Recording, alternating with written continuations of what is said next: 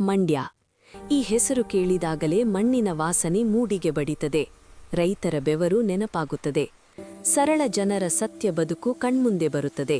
ಅದೇ ಮಂಡ್ಯದ ಮಳವಳ್ಳಿ ತಾಲೂಕಿನ ಧಡಾಪುರ ಎಂಬ ಚಿಕ್ಕ ಹಳ್ಳಿಯಲ್ಲಿ 1996ರಲ್ಲಿ ಒಬ್ಬ ಸಾಮಾನ್ಯ ರೈತ ಕುಟುಂಬದಲ್ಲಿ ಹುಟ್ಟಿದನು ಒಬ್ಬ ಹುಡುಗ.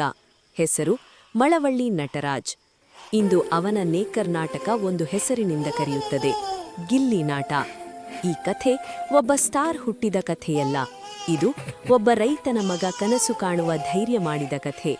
ಅವನ ತಂದೆ ಕುಳ್ಳಯ್ಯ, ತಾಯಿ ಸವಿತಾ, ಮಗಳು ಪವಿತ್ರ, ಹಿರಿಯ ಮಗ ನರೇಂದ್ರ ಮತ್ತು ಮನೆಯ ಕಿರಿಯವನು ನಟರಾಜ್. ಬೆಳಗ್ಗೆ ಹೊಲ, ಸಂಜೆ ಮನೆ, ಅದೇ ಬದುಕು. ಆದರೆ ಆ ಚಿಕ್ಕ ಹುಡುಗನ ಕಣ್ಣಲ್ಲಿ ಬೇರೆ ಲೋಕ ಇತ್ತು. ಗ್ರಾಮದ ಬೀದಿಯಲ್ಲಿ ನಡೆಯುವ ಜನ, ಅವರ ಮಾತು, ಅವರ ನಗು, ಅವರ ಜಗಳ ಎಲ್ಲವನ್ನೂ ಅವನು ಗಮನಿಸುತ್ತಿದ್ದ. ಅವನು ಆಗಲೇ ಅರಿತುಕೊಂಡಿದ್ದ, ಜೀವನವೇ ಒಂದು ಹಾಸ್ಯ ನಾಟಕ ಎಂದು. ಶಾಲೆ ಮುಗಿದಿತು, SSLC ಪಾಸಾಯಿತು. ನಂತರ ITI, 2 ವರ್ಷಗಳ ಶಿಕ್ಷಣ. ತಂದೆಯ ಮನಸ್ಸಿನಲ್ಲಿ ಒಂದೇ ಆಸೆ, ನಮ್ಮ ಮಗ ಒಂದು ಕೆಲಸ ಹಿಡಿದು ಸುರಕ್ಷಿತ ಜೀವನ ನಡೆಸಬೇಕು. ಆದರೆ ನಟರಾಜ್ ಮನಸ್ಸಿನಲ್ಲಿ ಒಂದು ಬೇರೆ ಶಬ್ದ ಕೇಳಿಸುತ್ತಿತ್ತು, ಸಿನಿಮಾ, ಕ್ಯಾಮರಾ, ಕಥೆ, ಹಾಸ್ಯ. 17 ಸೆಪ್ಟೆಂಬರ್ 2017. ಈ ದಿನ ಇತಿಹಾಸವಾಯಿತು. ಖಾಲಿ ಕೈ, ಖಾಲಿ ಜೇಬು, ಆದರೆ ಹೃದಯ ತುಂಬ ಕನಸು. ಆ ಹುಡುಗ ಬಸ್ ಇಳಿದು ಕಾಲಿಟ್ಟನು. ಬೆಂಗಳೂರು. ಯಾರೂ ಪರಿಚಯ ಇಲ್ಲ, ಯಾರೂ ಬೆಂಬಲ ಇಲ್ಲ. ಇರೋದು ಒಂದೇ, ನಂಬಿಕೆ.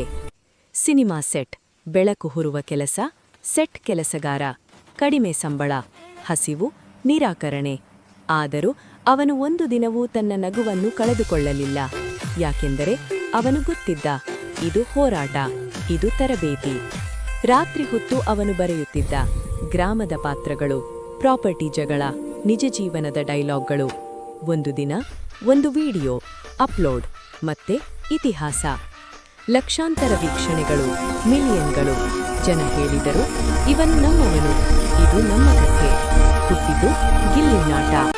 ನಳ್ಳಿ ಮೊಳೆ ಒಂದು ವೆಬ್ ಸೀರೀಸ್ ಅಲ್ಲ, ಒಂದು ಸಂಚಲನ. TikTok, online live, Rolex Rajanna. ಗ್ರಾಮದಿಂದ ನಗರದವರೆಗೆ ಒಂದೇ ನಗು. ನಂತರ ಟೆಲಿವಿಷನ್, ಕಾಮಿಡಿ ಕಿಲಾಡಿಗಳು ಸೀಸನ್ 4.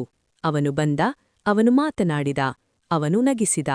ಫಲಿತಾಂಶ ಮೊದಲ ರನ್ನರ್ ಅಪ್. ಅದೇ ದಿನ ಕನ್ನಡಕ್ಕೆ ಒಬ್ಬ ಹೊಸ ಜನಪ್ರಿಯ ಹಾಸ್ಯಗಾರ.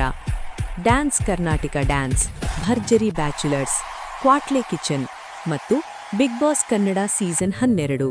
ಅಲ್ಲಿ ಅವನು ಆಟವಾಡಲಿಲ್ಲ, ಅವನು ನಟಿಸಲಿಲ್ಲ, ಅವನು ನಿಜವಾಗಿದ್ದ. ಅದಕ್ಕೆ ಜನ ಅವನನ್ನು ಇಷ್ಟಪಟ್ಟರು. ಒಮ್ಮೆ ಸೆಟ್ನಲ್ಲಿ ಕೆಲಸ ಮಾಡಿದ ಹುಡುಗ ಇಂದು ಡಿ ಬಾಸ್ ದರ್ಶನ್ ಅಭಿನಯದ ದ ಡೆವಿಲ್ ಸಿನಿಮಾದಲ್ಲಿ ಜನ ನಗುವಂತೆ ಮಾಡಿದ. ಥಿಯೇಟರ್ಗಳಲ್ಲಿ ಚಪ್ಪಾಳೆ. ಅವನ ಹಾಸ್ಯ ನಗೆಗೆ ಮಾತ್ರವಲ್ಲ, ಅದು ಸತ್ಯಕ್ಕೆ ಕನ್ನಡಿ. ಅವನ ಪ್ರಾಪರ್ಟಿ ಕಾಮಿಡಿ ಜನರ ಬದುಕಿನ ಪ್ರತಿಬಿಂಬ. ಇಂದು ಗಿಲ್ಲಿ ನಾಟ ಸ್ಟಾರ್ ಆಗಿರಬಹುದು, ಆದರೆ ಅವನ ಬೇರುಗಳು ಇನ್ನೂ ಮಣ್ಣಲ್ಲೇ.